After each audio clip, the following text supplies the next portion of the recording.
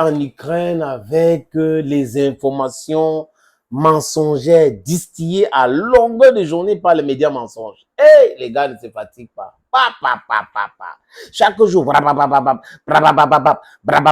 on vérifie, on voit que c'était juste la bouche pour la bouche. Ils parlent, on a fait ceci, on a fait cela. Et à un moment donné, ils ont pensé qu'ils avaient des armes miracles.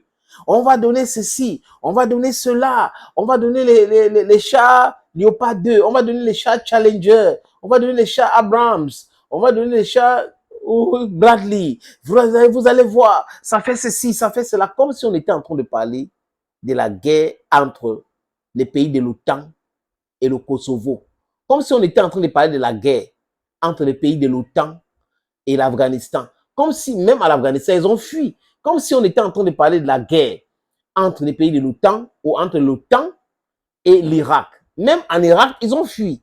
Comme si on était en train de parler de la guerre entre l'OTAN et la Syrie. Même en Syrie, ils ont fui. Comme si on parlait de la guerre entre l'OTAN et la Libye. Ils ont venu détruire la Libye, après ils ont fui. Donc, ils créent le chaos partout. Le chaos visible, les amis. Et ils n'ont jamais gagné une guerre. Et quand on dit cela, ce n'est pas la détestation de l'autre. Ce n'est pas la communication, ce sont des faits. Désolé les amis, ce sont des faits. Est-ce que ces gens-là ont gagné une guerre depuis 1945? Allons en Indochine. Parlons des différentes guerres. Donc c'est un fait. Donc Zelensky devrait écouter le peuple africain. Les Ukrainiens devraient nous écouter. On dit la vérité. And we're taking with the correct people when we talk about our history. Ah oui. Les Occidentaux ont toujours menti et brillent par leurs mensonges. Ils sont dans la manipulation paternaliste. C'est ça, ils brillent par cela. Mais ils prétendent être les pays de droits de l'homme, le pays des libertés, les pays de ceci, liberté pour les citoyens. Mais imposition de la brutalité, de l'insécurité pour les autres. Comme stratégie de maintenir les autres dans la souffrance et être là au top, continuer de piller les pays. Medvedev, c'est qui? C'est l'ancien président russe. Actuellement, Dmitry Medvedev est le secrétaire général du Conseil de sécurité de la Russie. À un moment donné, les amis, on disait ici que si c'était lui le président de la Russie actuelle, il devait déjà finir avec cette situation. Parce qu'il y a des armes que les Russes ne veulent pas utiliser. Mais imaginez que c'était quelqu'un de très extrême, comme Medvedev, parce que ces différentes sorties, hein, les amis, font froid dans le dos, ce qu'il dit. Cette fois-ci, il déclare que personne n'a besoin d'un conflit nucléaire. C'est Medvedev qui dit. Même si, formellement, les conditions préalables sont déjà réunies, personne n'a intérêt à que une guerre nucléaire se déclenche, même comme les préalables de cette guerre nucléaire sont déjà réunis. Et il continue. Mais la Russie fait preuve de patience, car il est évident qu'une riposte nucléaire est une décision extrêmement difficile, aux conséquences irréversibles.